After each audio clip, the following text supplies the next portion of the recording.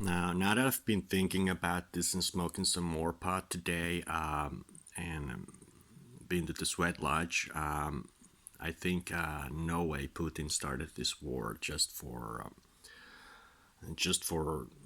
winning the presidency, the American presidency, through Trump. So I don't like. I think it's something that probably did factor in his decision to start the war in Ukraine. And also, I think Trump was really looking forward to that war because he knew that it would help him and put the gas prices up. But of course, I think Putin's main motivation for starting the war, after all, gotta be the fact that there's been so much antagonism, hatred towards the Russians, and that was very understandable. It was the Soviets against the Yankees, and so the other party was called Yanks, and the other party was called Ruskies, which is coming from Russia, Rusky. Because if it's you know it's kind of funny, like you just take the name of a country and name of the people, Russia and Russians, and you just make that such a bad word in itself that you don't need any other insult than Rusky, which is really something. And it works also in other languages, like it's called the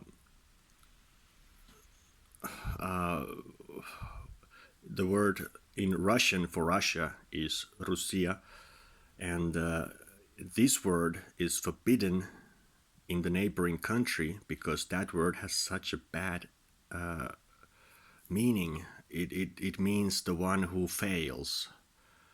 So if you just fuck up somebody, you can use it as a verb, and you can also use it as a noun, indicating the person.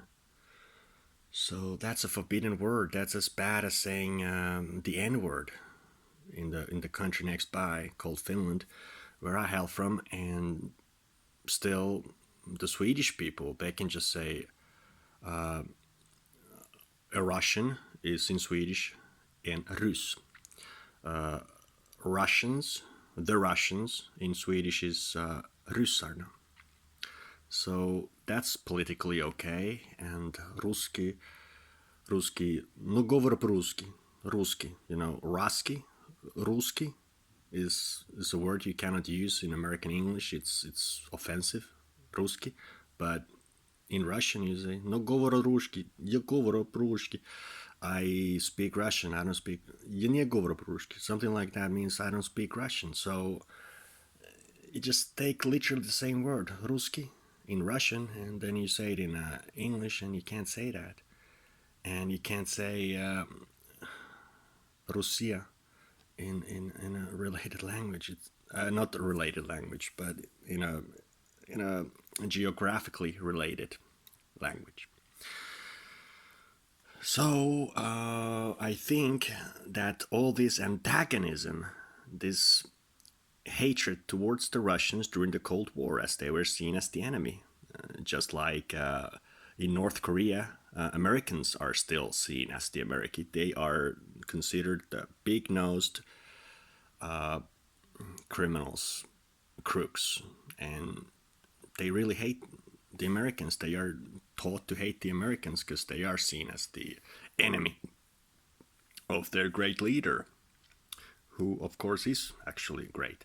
However, Putin has kind of a point here that, like, so much bullshit and all these reasons for war, total bullshit. But the fact that we really, really gotta respect the Russians. I mean, 2014, I started writing a book about bringing back the respect. Like, we don't have to agree on politics.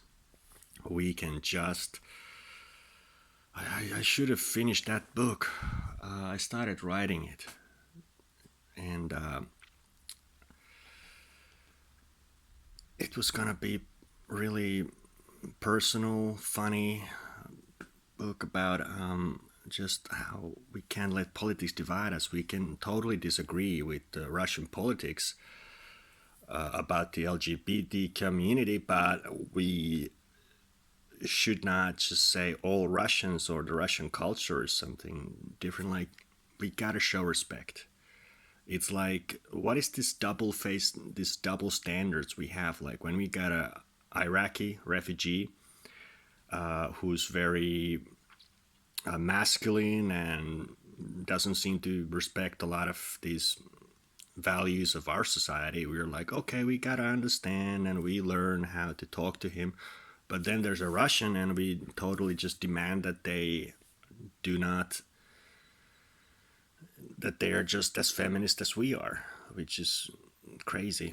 To have this double standard for different people, how can we just, like, that's really racist, thinking that, okay, the Iraqi person, okay, he's maybe brown, so we shouldn't expect him to be able to understand these fine concepts of feminism and not raping people. But these Russians, oh, they are white. We have to expect each and every one of them to act as Western as people do in Finland.